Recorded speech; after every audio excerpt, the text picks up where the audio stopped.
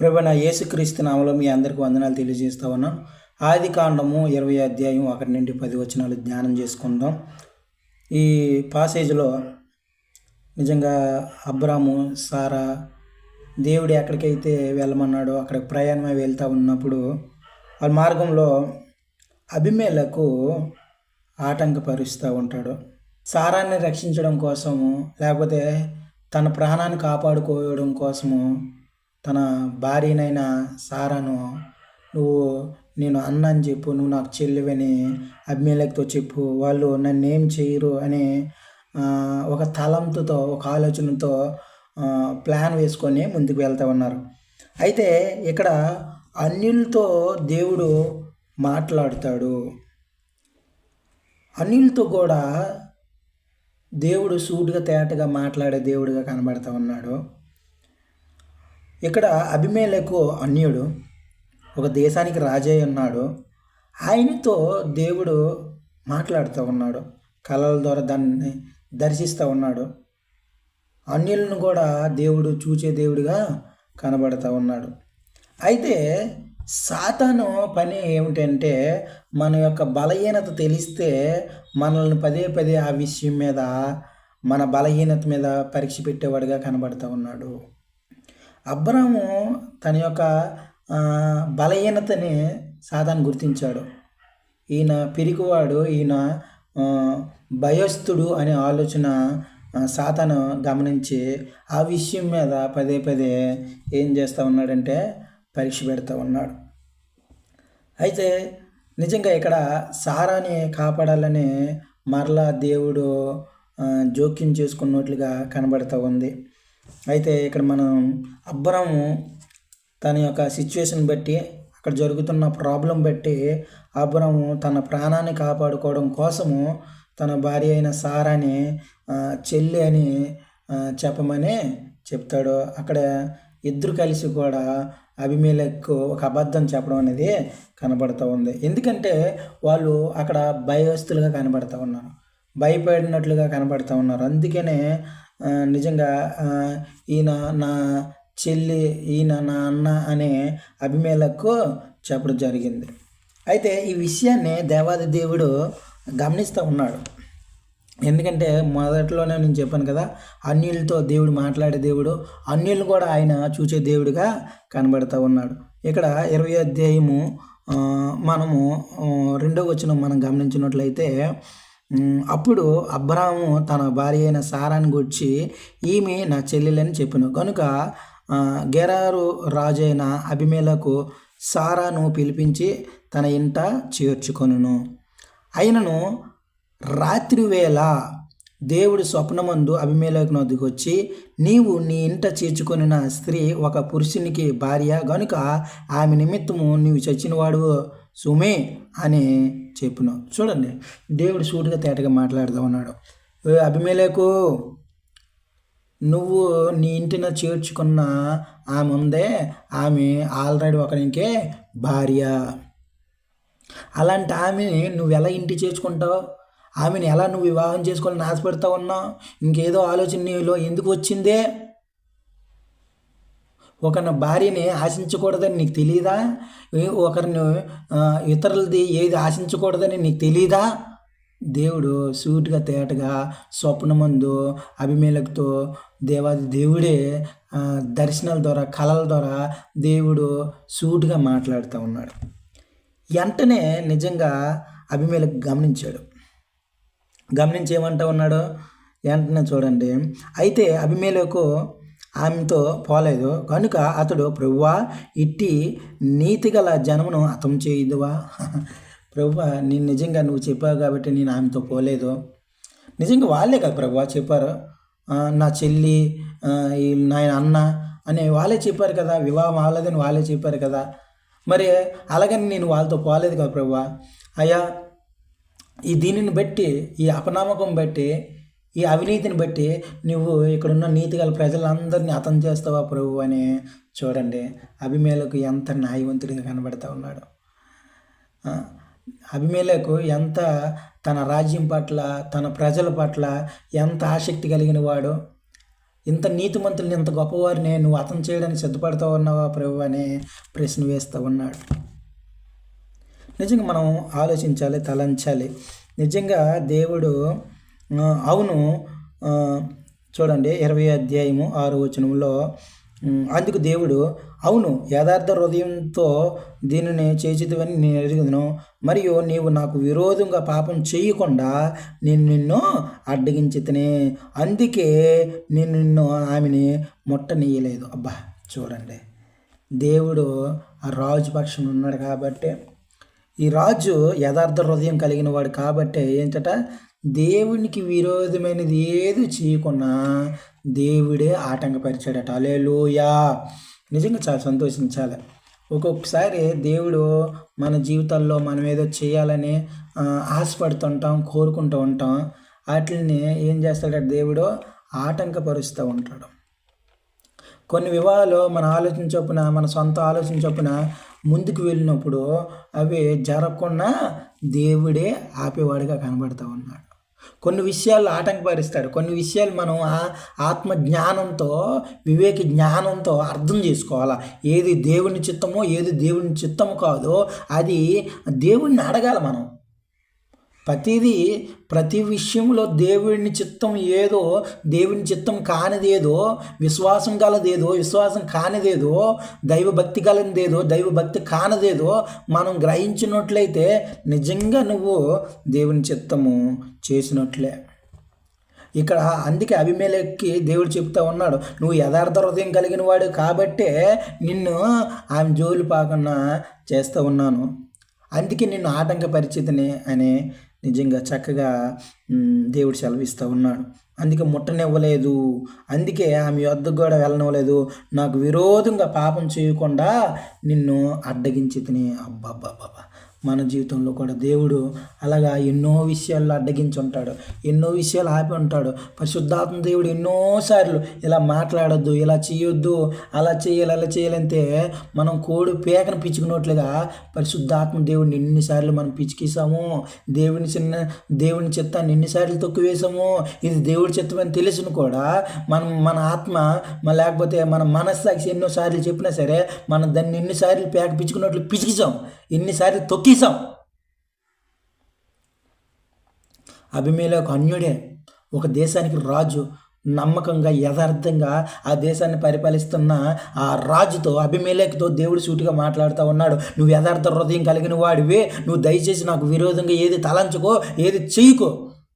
అందుకే ఒకవేళ నాకు విరోధంగా ఏదైనా పాపం చేయాలని ఆలోచన నీకు వచ్చిందేమో, అందుకే నిన్ను ఆటంకపరుస్తూ ఉన్నాను, అందుకే ఆ పాపం నుండి నిన్ను దూరం పరుస్తూ ఉన్నాను, దయచేసి విను అని కళల ద్వారా దర్శనాలు ఇస్తూ ఉన్నాడు. ఈరోజు మనకి ఎన్నో విషయాలు అలా చెప్తూ ఉన్నా సరే మనం వినకుండా ఎన్నోసార్లు దేవుని చిత్తానికి వ్యతిరేకంగా మనం ముందుకు వెళ్ళి నష్టపోయేవారుగా ఎన్నోసార్లు మనం గమనించాలి.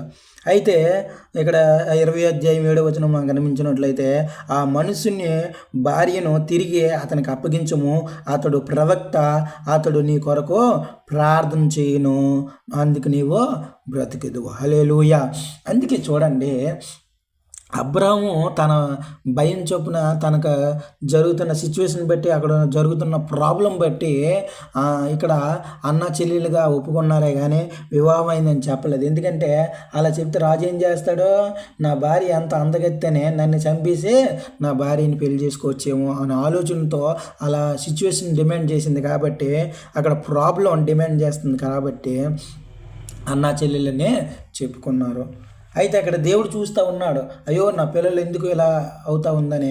వెంటనే దేవుడు నిజంగా అబీమెలెకుని దర్శించాడు. నీ గురించి, నీ ప్రాణం కాపాడడం కోసం ప్రవక్త అయిన అబ్రాహాము నీ గురించి ప్రార్థన చేయుచున్నాడు, అందుకు తన భార్యనే తనకు అప్పగించు అంటూ ఉన్నాడు. ఈరోజు నిజంగా ఇక్కడ అన్యులతో దేవుడు మాట్లాడుతూ ఉన్నాడు, అన్యులను కూడా దేవుడు దర్శిస్తూ ఉన్నాడు, అన్యులతో కూడా కళ్ళ ద్వారా మాట్లాడుతూ ఉన్నాడు.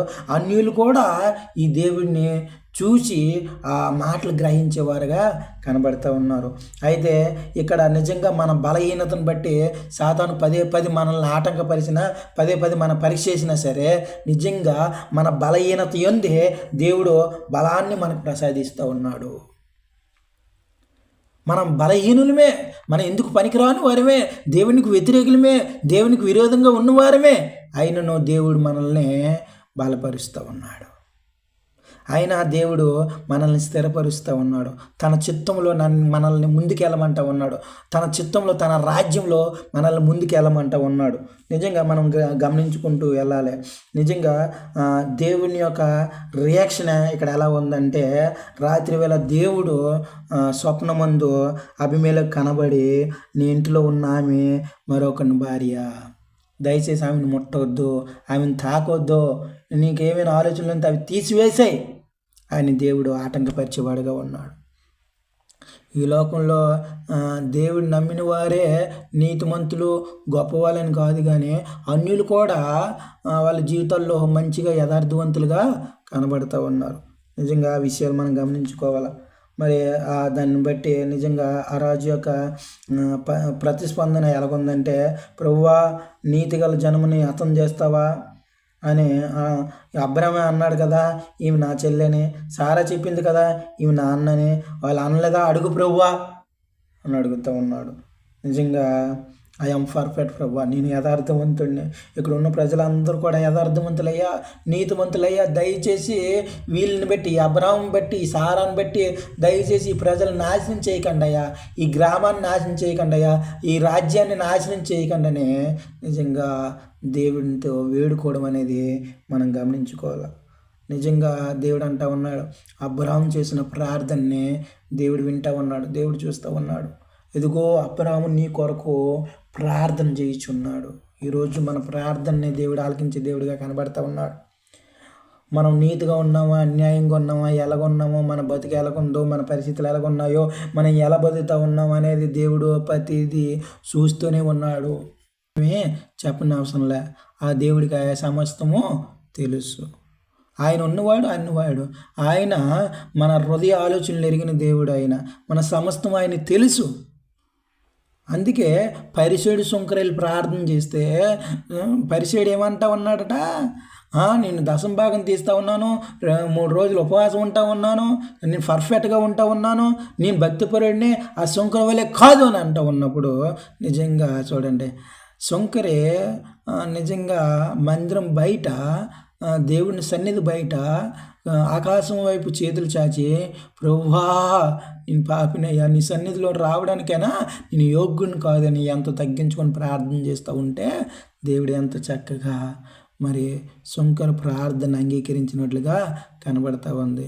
ఈరోజు నువ్వు నేను కూడా దేవుళ్ళలో మనం తగ్గించుకోవాలా, దేవుని సన్నిధిలో మనం ప్రార్థన చేసేవారిగా ఉండాలి, దేవునిలో మనం యథార్థంగా నమ్మకంగా ఉండేవారిగా మనం అలవర్చుకోవాలి.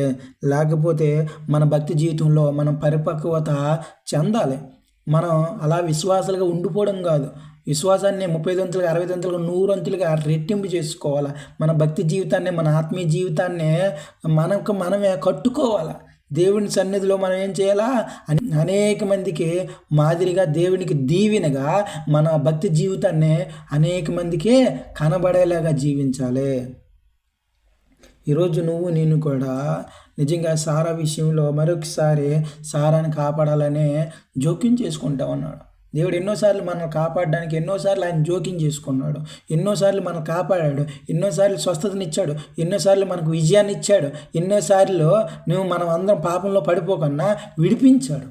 మన సాతాను బంధకంలో పడిపోకన్నా, అపవాది బంధకంలో ఉండిపోకన్నా, ఆ చీకటి బంధకాల్లో మనం ఉండిపోకన్నా ఆయన ఎన్నోసార్లు తప్పించాడు, ఎన్నోసార్లు మనల్ని నిజంగా అందులో నుండి లాగినట్లుగా కనబడుతూ ఉంది. నీకోసం, నా కోసం, మనందరి కోసమే సాతాను మన బలహీనతలను తెలుసుకొని మన బలహీనతలనే ఒక వస్తువుగా, లేకపోతే పదే పదే మనల్ని పరీక్షిస్తూ ఉన్నాడు. మరలా పడడా, ఆయనకున్న బలహీనతలోకి మళ్ళీ పడడా, మరి రాడా అని పొంచి ఉన్నాడు. అబీమెలెకుని తెలుసు, వాడు అన్యుడి ద్వారా అబ్రాహాము బలహీనతను వాడుకుంటూ ఉన్నాడు. అబ్రాహాము భయస్థుడు, అబ్రాహాము పిరికివాడు, అబ్రాహాము ధైర్యం లేనివాడు. అందుకే అన్న చెల్లి అని చెప్పుకున్నారు.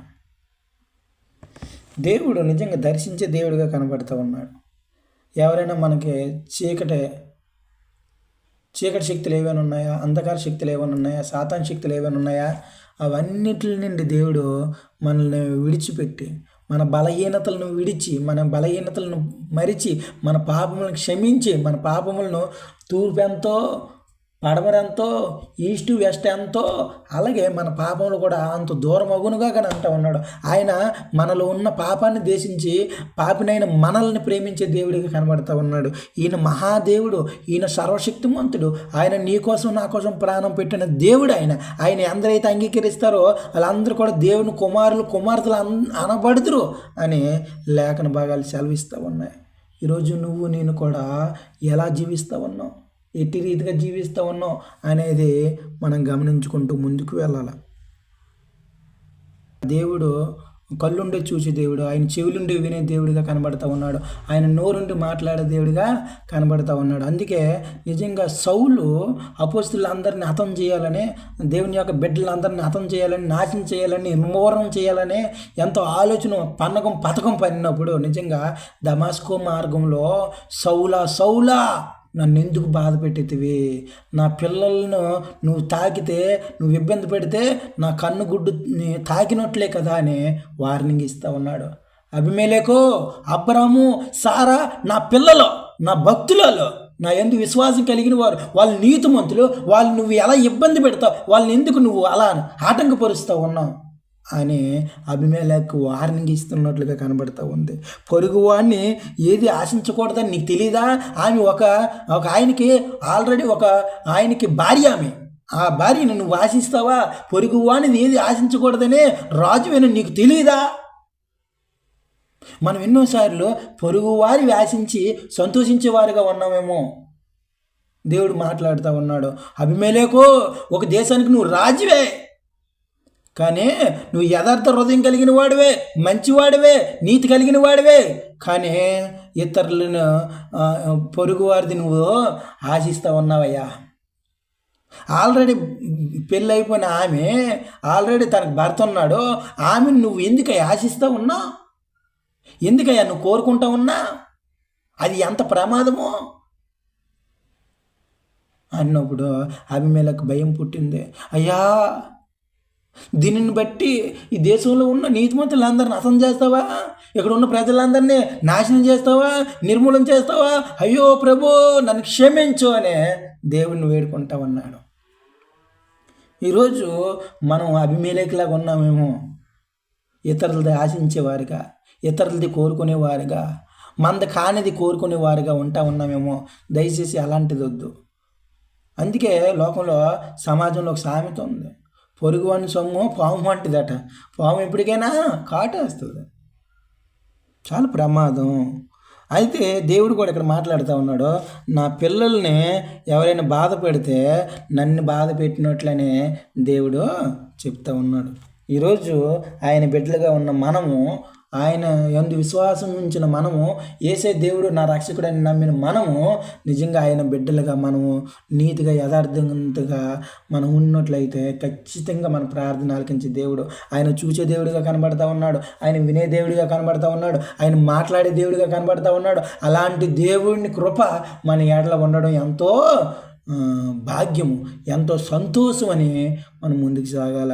నిజంగా మన దేవుడు మామూలు దేవుడు కాదు, ఆయన జీవాధిపతి, ఆయన సర్వశక్తిమంతుడు, ఆయన నీ కోసం నా కోసం ప్రాణం పెట్టిన దేవుడు ఆయన. అలాంటి దేవుడిని నువ్వు దూరం చేస్తే, అలాంటి దేవుడిని నువ్వు నిర్లక్ష్యం చేస్తే ఎంతో ప్రమాదమని దేవుని లేఖనాలు సెలవిస్తూ ఉన్నాయి. ఇతరుల గురించి లేకపోతే మన గురించి మనం దేవుని సన్నిధిలో ఆయనకి వినిపిస్తే, ఆయనకు మొర్ర పెడితే, ఆయన సన్నిధిలో విజ్ఞాపన చేస్తే ఖచ్చితంగా దేవుడు అద్భుతం చేసే దేవుడిగా కనబడతా ఉన్నాడు. ఆయన మామూలు దేవుడు కాదు, ఆయన జీవాధిపతి, ఆయన సర్వశక్తిమంతుడు, ఆయనకు అసాధ్యమైనది ఏమీ లేదు. ఆయన నోటు మాట చేత ఈ సర్వ సృష్టిని సృష్టించిన సృష్టికర్త ఆయన మన తండ్రి, ఆయన మన సర్వాంతర్యామి, ఆయన మన సర్వశక్తిమంతుడు, ఆయన ఆదరణకర్త, ఆయన మనకు నెమ్మదినిచ్చేవాడు. ఆయన నువ్వు ఏ బాధల్లో ఉన్నావో, ఏ ఇబ్బందుల్లో ఉన్నావో, ఎవరిని అవమానపరుస్తూ ఉన్నారో, ఏటి నీ జీవితంలో అపజయం వచ్చిందో, ఏటో నువ్వు అనుకునేది అవ్వలేదో, నువ్వేమిటో ఒక్కసారి ఆలోచిస్తే నీ నీ సిచ్యువేషన్ బట్టి నువ్వు ముందుకు వెళ్ళిపోవడానికి లేదు, నీ ప్రాబ్లమ్స్ బట్టి నువ్వు ముందుకు వెళ్ళిపోవడానికి లేదు. దేవుడిని ఆశ్రయించి దేవుని సన్నిధిలో నువ్వు మొర్ర పెట్టినట్లయితే, దేవుని కోసం నువ్వు నిలబడినట్లయితే, దేవుడు ఖచ్చితంగా నీ కోసం మన కోసం నిలబడే దేవుడు ఉన్నాడు. మనం దేవుని కోసం నిలబడితే మన కోసం దేవుడు నిలబడేవాడిగా ఉన్నాడు. దేవుడిని పిలిపికి అబ్రహాము విధేయత చూపించాడు. దేవుడు ఎక్కడికి వెళ్ళమంటే అక్కడికి విధేయత చూపిస్తూ వెళ్తూ ఉన్నాడు. వెంటనే ఆటంకం వచ్చింది, ప్రమాదం వచ్చింది, పతనం వచ్చింది. అలాంటి సమయంలో నిజంగా అబ్రహాము బలహీనతని దేవుని సన్నిధిలో, ప్రభువా నన్ను బలపరచని, అయా నా శత్రువు ఇలాగ ఆటంకపరుస్తూ ఉన్నాడు, నా ప్రయాణంలో ఇలాగ ఉన్నాడు, నేనేం చేయాలని మొర్ర పెట్టినప్పుడు నిజంగా దేవాది దేవుడు ఆ ప్రార్థన ఆలకించి ఆ ప్రార్థన చూసి కరిగిపోయి మరొకసారి సారా విషయంలో దేవుడు జోక్యం చేసుకున్నాడు. దేవుడు నిజంగా అద్భుతంగా ఆశ్చర్యకార్యంగా కళల ద్వారా అబీమెలెకును దేవుడు దర్శించినట్లుగా మనం చూస్తూ ఉన్నాం. ఈరోజు మన జీవితాల్లో, మన ఇబ్బందుల్లో, మన ఎరికిల్లో దేవుడు జోక్యం చేసుకునే వాడిగా ఉన్నాడు. మనం మొర్ర పెడితే చాలు, మనం ప్రార్థన చేస్తే చాలు, మనం విజ్ఞాపన చేస్తే చాలు, ఆయన నామంలో అద్భుతాలు జరుగుతాయి, ఆయన నామంలో గొప్ప కార్యాలు చూస్తాం మనం అందరం. అలాంటి విశ్వాసం ఉందా? అంత ధైర్యంగా దేవుని కొరకు నిలబడగలమా? దేవుని కోసం మనం నిలబడితే ఖచ్చితంగా మన కోసం దేవుడు నిలబడతాడు. అంత దమ్ము ధైర్యం ఉందా? అంత విశ్వాసం మనలో ఉందా? ఒకవేళ లేకపోతే, ఒకవేళ మనలో అలాంటి విశ్వాసం లేకపోతే, అలాంటి భక్తి లేకపోతే, అలాంటి ఆలోచన లేకపోతే, మనం ఇప్పుడు నుండి దేవుని సన్నిధిలో మొర్ర పెట్టి, ప్రభువా విశ్వాసం విషయంలో నేను బలపరిచయ్యా, విశ్వాసం విషయంలో నాకు సహాయం చేయని, నా భక్తి విషయంలో మీరే సహాయం చేయండి ప్రభు అని అడిగితే ఖచ్చితంగా సహాయం చేసే దేవుడిగా కనబడుతూ ఉన్నాడు. ఎందుకంటే అబ్రహాము మొర్ర పెట్టగానే, అబ్రహాము ప్రార్థన చేయగానే దేవుడు అబీమెలెకును దర్శించి, ఆ పొరుగువాని భార్యను నువ్వు ఎట్లా ఆశిస్తావని దేవుడు అతన్ని హెచ్చరించినట్లుగా నిజంగా తన బిడ్డల్ని భద్రపరుచుకునేవాడిగా, కాపాడే దేవుడిగా కనబడతా ఉన్నాడు. ఈరోజు మనం గుర్తించాలి.